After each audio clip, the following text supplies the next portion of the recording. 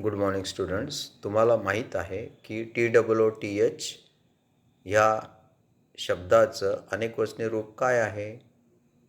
TWTH. बरोबर आहे.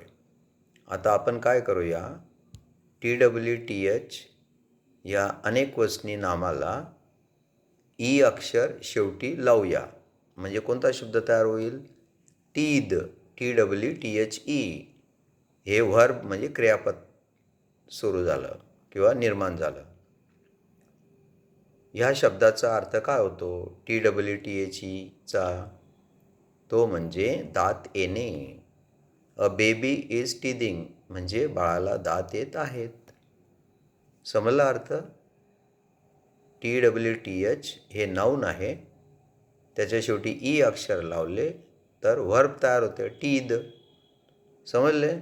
Okay, see you.